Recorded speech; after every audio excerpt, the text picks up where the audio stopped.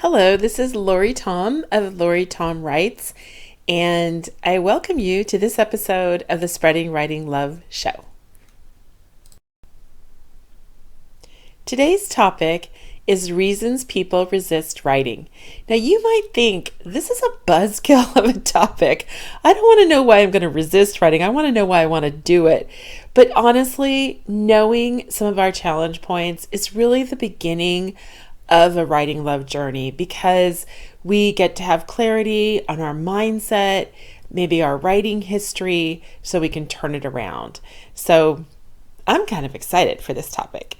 First of all, there is no shame in having reasons that you resist writing. It comes with the process. Admitting that you struggle with writing is not a big deal. I think it's actually an honest evaluation of the third thing, which I'm going to jump to, which is writing is really, really hard. And I love this quote from Peter Elbow. I'm reaching from a book that he wrote. It's called Writing with Power by Peter Elbow. It's a very teachery technological book. It's not a super fast read, but if you're into that, it's there. But I love this quote. It really, I think, pinpoints for me why writing is so hard. Writing calls on the ability to create words and ideas out of yourself, but it also calls on the ability to criticize them in order to decide which ones to use. So when you're writing, there's like this fight of, oh, I got to do this. Oh, I can't do that. Like it's a total brain split, brain strain. And so if it's hard for you, you're with everybody else. I think for people who it's not as hard or they accept those hard parts, they may have come to a place where they have faith that the process will ultimately work and they'll be able to dig themselves out of that hard part. And hopefully that's where I can help you come to some understanding. All right. The second thing, which I'm mentioning third, is again, I want to remind you that we all have moments of writing resistance. All right. All right. So the other thing is, where'd you get the data? Before I share this list, I just made this list, from my years of experience, over 30 years of teaching kids and adults. And why we're talking about this, I think I've mentioned it a little bit already, but if people are aware of their writing challenge points, it informs teaching decisions so I can serve your needs best. The other thing is there is no one size fits all solution for taking people from writing hate to writing love or writing frustration to inspiration. As teachers, as people working with writers, we have to meet you where you are in that moment and acknowledge what you're doing well. Like seriously, sit in that space of acknowledging what you're doing well and then move forward from there. Okay. So that's my viewpoint on this. Now, I'm going to head into our list and I want to start this with the idea that we are not in this alone. We are all in this together with having moments and seasons of struggling with writing. I want to share a story with you. It's super quick. It is about a lovely seventh grader who had a sparkle in his eye. I just adored him. His name was Nathan. And he was one of my students my very first year of teaching in the late 80s. I was teaching seventh grade English. And on the very first day of school, I was so excited, so idealistic. And I had them write in their journals. I gave them these brand new journals. And I opened up Nathan's, and his said, and this was the only thing it said, I hate writing. You cannot make me write. Well, in my idealism, that was a call to arms. Like, Nathan, you're marked, man. You're going to love writing by the end of this year.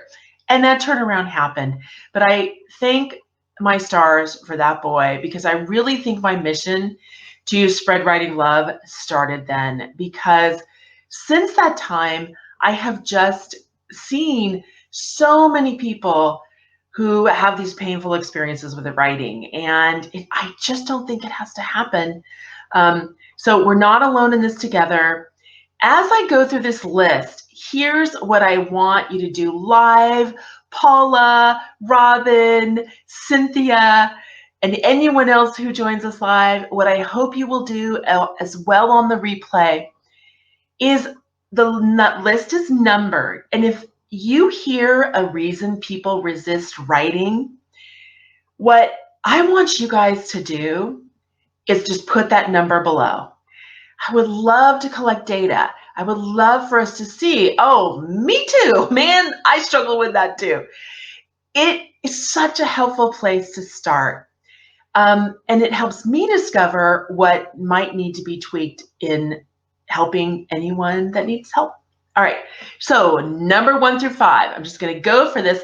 Of course, I will share with you the ones that have tweaked me. There's one especially that makes me cringe. All right, I've heard all of these from real life humans. Number 1, you guys ready with your typing fingers to put in the numbers? Number 1, I am just not a writer. Never have been, never will be. I hear this all the time. Laura, you're a writer. I'm not a writer. Okay, not true. Next week, I'm basically going to bust open all of these. It's going to be like the Mythbusters episode, okay? These are true, but they don't have to be true. That's what I want to talk about next week. All right, number 2. I have more of a math brain. I'm just not a writer. True confession, I have heard myself say, I don't have a math brain. So people could argue with me on that one. Number 3, I can't spell, which means I can't be a good writer. Okay, now the phone's ringing. Of course, I'm going to keep going. Number 4, every time I got a paper graded in school, it came back bleeding with red correction marks. It felt horrible. Number 5, I cannot get the ideas in my head onto a piece of paper. So look at those 5. If any of those resonate with you, be bold, mark them down. They're going to go away in a second. Go away. Okay, great. We've got a number 3, the whole spelling thing. All right, awesome, awesome. Number 6 through 10. It takes me forever to write one sentence. I am actually a number 6. I am not a fast writer, and I've come to terms with that. Okay, we've got a 5 now. I got to go back to see the 5. I can't get ideas in my head onto a piece of paper. That's so common for people. Number 7, my teacher gave us hard writing assignments with long lists of directions, but never demonstrated how to do the writing. Inside tip, lots of teachers don't know how to do it, so they just give the assignments and grade the grammar and punctuation and the spelling. Anyway, that's another conversation for another day, but that's so common. Number 8, I got grades on my writing assignments, but no feedback. I never knew what I should do to improve my writing. And this is one that I constantly have to work on when I'm teaching. And as I'm talking here, if you see any more guys, 6 through 10, put them in the comments below. A classic thing that I would say to teachers or to students was, you need to add more details. Well, in my brain, I know what details are, right? But when you say that to a 3rd grader, that's like you need to add more blah, blah, blah, blah, right? Like, what does that mean? Is it dialogue? Is it an adjective? Is it a little micro story? Like, these things need to be spelled out for response. And so if you really never knew how to fix your writing, well, there's probably a reason for it. You weren't taught. Okay, in school, we did lots of grammar and punctuation worksheets, but not a lot of actual writing. So a lot of times that doesn't translate. If you're not doing a ton of writing where you can apply those rules in context, it's pretty hard. Number 10, I never got to pick what I wanted to write about for assignments. The teacher always controlled my choices. That's a huge one. If I say, all right, Robin and Cynthia and Paula, you must now write a research essay on bats. And because you're good women, you're going to be like, well, of course, Mrs. Tom, I'll do the assignment. But in your head, you might be like, I don't know anything about bats. I could care less about bats. I want to write about color theory. I want to write about getting super healthy in midlife.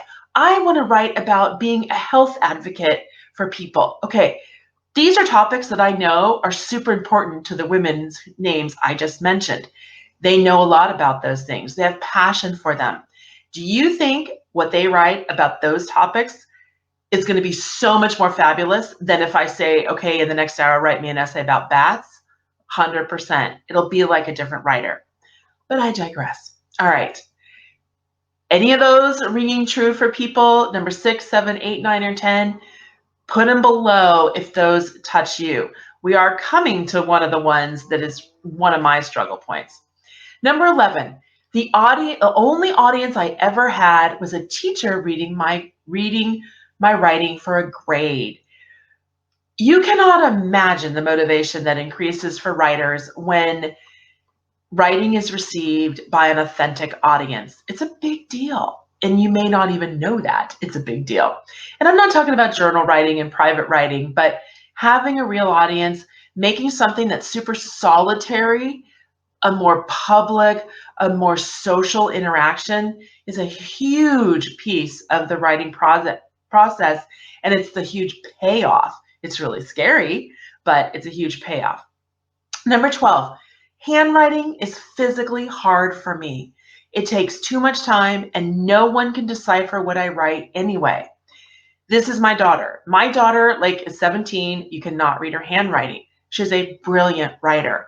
We super fast, like third grade, the second she was really able, got her in keyboarding classes because the computer unlocked her ability to keep up with the ideas that were coming out of her head. And so sometimes handwriting can be a huge block for people. Number 13, I don't have anything original to say. It's all been said. I don't have anything original to say. Lots of people believe this, but so not true. Everybody has something to say. Number 14, whenever I try to write, I end up staring at the blank page. I'm paralyzed. I literally have no ideas. There's so many reasons this happens to people, and it's a real deep dive, but it's a big one for a lot of people. We have someone, Paula, in our group who just put a comment about number 12, saying, sometimes I think I should have been a doctor, number 12, in reference to the handwriting. I love it. I love it. All right, number 15, and this is mine right here. Timed essays made me panic because I'm a slow writer. There was never enough time to get my ideas on the page. Literally, when I was a junior in high school, I was in US history class. We had in-class essays, and I absolutely remember, just my brain left the building. Like I literally in an hour wrote 2 full sentences. I watched all my classmates around me literally with their hands racing across the paper. It was terrible. Of course, I went to Occidental College, which I didn't really do any multiple choice tests. It was all essay. I learned how to do it really well there. So I worked through that. All right. Reasons 16 through 20. 16, I can write factual pieces, but writing about personal feelings and experiences is way out of my comfort zone. Again, there's a really deep dive here about how truly for a lot of writers, personal feelings and experiential stuff that's way less abstract because we don't have to learn anything else other than recall, can be really much easier pieces to start writing and then we move out to these more abstract concepts which are research-based and knowledge-based. So that can be something that really gets people stuck. Number 17, I'm writing in a second language, all right? Huge pain point for a lot of people if they're trying to, compose. Think of the brain strain then. All right, number 18, the approach to writing is different in the United States. For example, and this might be someone born in Japan. I was taught to circle around main points, but not to be direct. In the United States, our approach to writing is, you got your thesis, you have your 3 paragraphs, and you have your main points, and you end with your conclusion, which is restating your thesis in a different way. It's very linear, very direct. Like if you have a graph of that, it's a straight line with an arrow pointing down. Where in other cultures in Japan, you might have your main idea right in the center, and you're circling around that. And so I've heard this many times, and it's really important to understand what a shift that is if you're trying to write in English. And number 19, I never know how to start and or finish my pieces. Really challenging sometimes, but there are tricks for that. Number 20, I could tell my teachers hated teaching writing, so we didn't do it very much. This is the one that it just so resonates with me, because I believe down to my bones that if you're teaching writing, you better be a writer. You better know how to write, and you better do it with your kids, taking the risks and the adults around you, taking the risks that I'm asking them to do as well. It's so important. You would never have a piano teacher who can't play the piano. You would never have a tennis coach who can't play tennis. But how many writing teachers teach writing and don't write? It's big. So I'm not bagging on teachers. I love teachers. I'm a teacher, but sometimes some of our educational experiences have created a situation of us hating writing, and I just think that's horrible. So, and Robin said, number 19, I don't know how to start or finish my pieces. We can help you. We can work on that together. It'd be awesome. All right. Before I go on, does anyone have questions about these reasons people resist writing? I will, at the very end of this, have a Q&A part, and if you want to start populating the chat with questions, I would love to answer those. I have covered a lot of ground. If you want to see this whole list printed out, it's in the blog post that I made yesterday of the same name. It's at LoriTomWrites.com. You can see all of these printed out. But my real purpose in sharing these with you is just to help you guys understand that you're not alone in this kind of experience of having some writing resistance. All right, so if you have questions, populate them. I'm going to go over our writing tip, and then I'll come back to them. All right, this week's writing tip. There is no writing required in this tip. And this is how, after I do the main teaching every week, I will come to the writing tip. And this is going to circle back to our Deiku of the week. As we continue to grow our habit, a writing habit of noticing not just the things around us, the objects around us, the sounds, the senses around us, I want you to notice the words around you, because they'll appear like magic if you're looking for them. I want you to, if you're not seeing a lot of those words, delight and be intentional about surrounding yourself with those words. I mean, obviously, you can see I have books behind me. I have a lot of words around me, and that's not an accident. It's not an accident at all. As you read anything, back of cereal boxes, signs, real live books or newspapers, your Kindle, whatever, delight in words. Search for words that you love. The reason I'm asking you to do this is it's a very first baby step to reading like a writer, for looking at text in a little bit different way.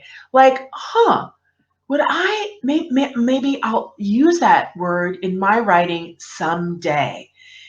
We're training some writing habits of mind. And you can collect words, whether it's just in your head, on a little mini booklet. I'm looking for it. I can't find it. Like I made, that's in my blog post, the video for how to do that. It just trains your brain to start wanting to use words. And, between you and me, that might end up in more writing in your life. Words are the tools we use for, when we string them all together, for making bad jokes, for finding meaning, for celebrating, for persuading, for grieving, all the stuff of our life.